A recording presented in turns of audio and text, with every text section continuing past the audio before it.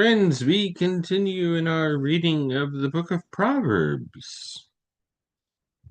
We're very early still. We are in chapter 2. We're going to be resuming at verse 12 of chapter 2. Here is the big picture on Proverbs. It's a pretty generic, general, big picture. There's 31 chapters and there's 4 focus areas, and the 2 of the 4, the last 2, are each on 1 chapter. So you've got 2 descriptions of 29 chapters. The first 9, an introduction, 10 speeches from a father to a son, 4 poems of Lady Wisdom, and they are pretty general. And I didn't share this. I just pulled it up on my screen. I didn't share it. Ah, more coffee. So, as I was describing, you've got 2 sections that deal with the first 29 Proverbs, and then the next 2 sections each deal with 1 chapter. So here we are,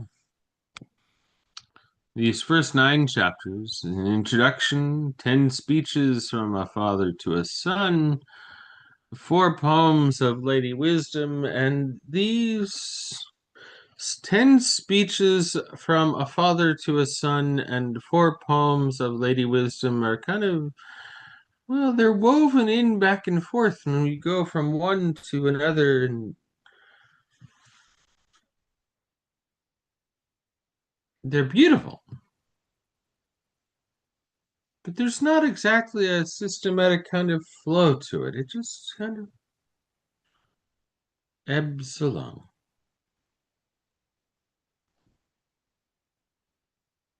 So, friends,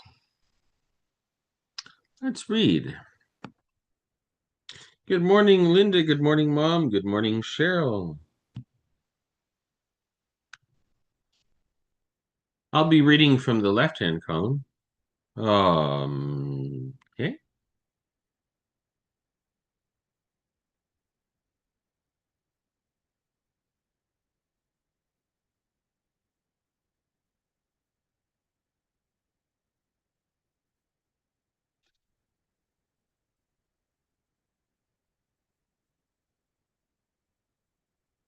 Okay.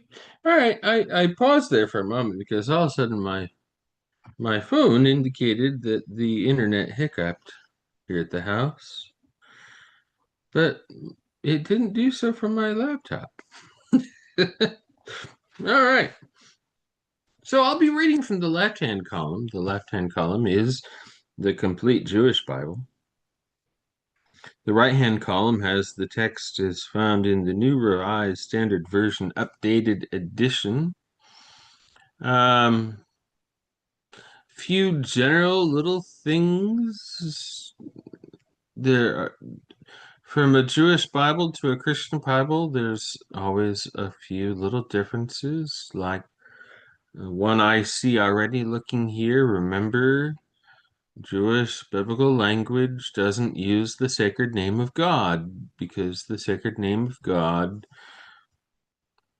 put forward in English translations is large uppercase L followed by smaller uppercases ORD. That is to represent the Hebrew consonants YHWH transliterated into English, which is the sacred name of God, the holy name of God, whose holiness means that that name is not used.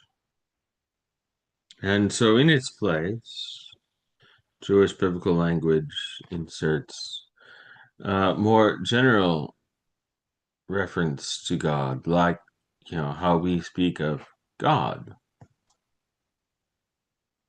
Adonai.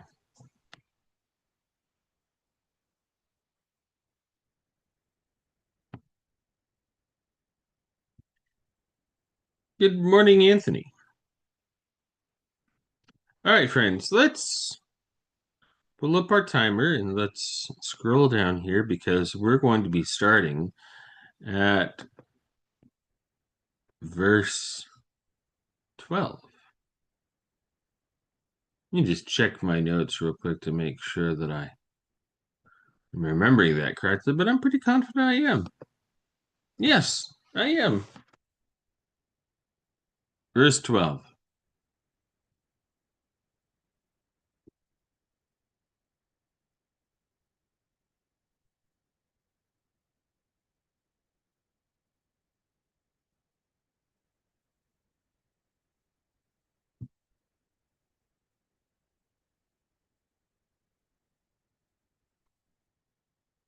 They will save you from the way of evil, and from those who speak deceitfully, who leave the paths of honesty to walk the ways of darkness, who delight in doing evil and take joy in being stubbornly deceitful, from those whose tracks are twisted and whose paths are perverse.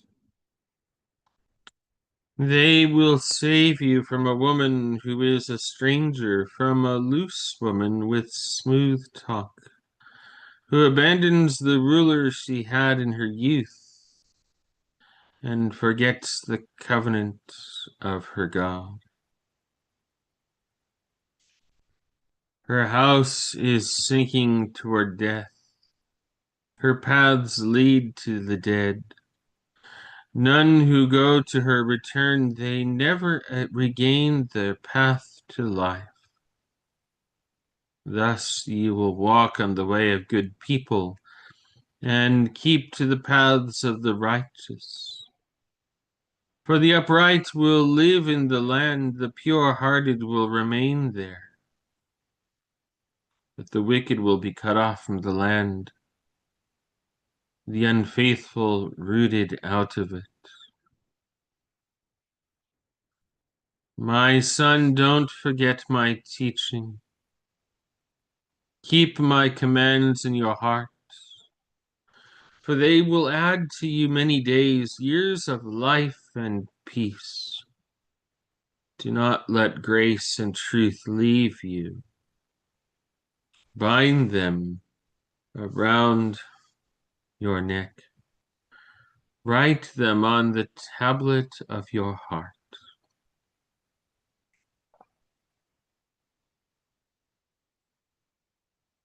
Grace and truth as opposed to loyalty and faithfulness. I like that, actually. Grace and truth.